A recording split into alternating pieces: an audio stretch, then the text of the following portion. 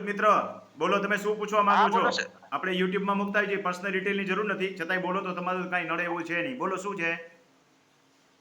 એટલે આપણે વારસાઈ જ કરાવવાની છે, બીજું કઈ નહીં. હા તો એવું તમે જ છે. શું લખ્યું છે એ મને સમજાતું નથી. વારસાઈ કરાવી છે તો હા, વારસાઈ જ કરાવવાની છે.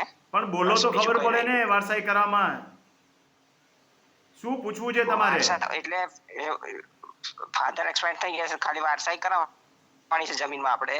હા તો કેટલો ખર્ચો થશે કે એ પૂછવા માટે જ ખાલી. એટલે તમારે જાતે કરવું છે કે વકીલ રાખીને કરાવવું છે કે મને ઓફર કરો છો? ના તમારે એટલે તમારે જાતે તો મારે કરવું બહુ છે, દૂર બીજા પડી વકીલ જશે. પાસે કરાવવું છે કે મને કયો છો હા કરી હા આપો? ના ના, જાતે. જાતે કરવું છે હા હા તો જાતે કરવું તો કાંઈ ખર્ચો નથી. 1000 રૂપિયાના એગ્રીમેન્ટ સિવાયનું 300 ના સ્ટેમ્પ પેપર ઉપર લખાણ કરવાનું છે. તો મારા વિડીયો જોઈ લો ને.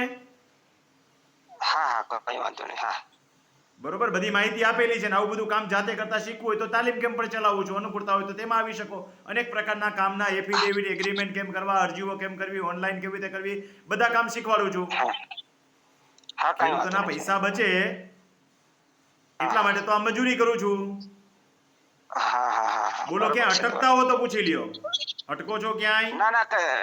ના ના. તો પ્રથમ આંબો બનાવી લ્યો. વારસાઈ આંબો બનાવ્યા પછી ઓનલાઈન અરજી હા કરી નાખો. હા. બોલો, કાંઈ ઓકે. પૂછવાનું હોય તો પૂછી લો. ના, કઈ વાંધો નહીં. ઓકે સાહેબ. ભલે. ખેડૂત મિત્રો, સામાન્ય બાબતો પૂછીને મારો સમય ન બગાડો. યુટ્યુબમાં અનેક વિડીયો મેં મૂક્યા છે. હવે અમુક ખેડૂતો તો લખી જ નથી સમજ્યા, એટલે મારે આવી રીતે ફોન કરવા પડે કે પૂછા ફોન કર્યા પછી 10 વાર પૂછવું પડે છે કે ભાઈ તમારે શું કામ છે. થોડીક સમજદારી કેળવો. ન સમજાતું હોય તો વિડીયોને 2 વખત સાંભળો એટલે સમજાઈ જશે.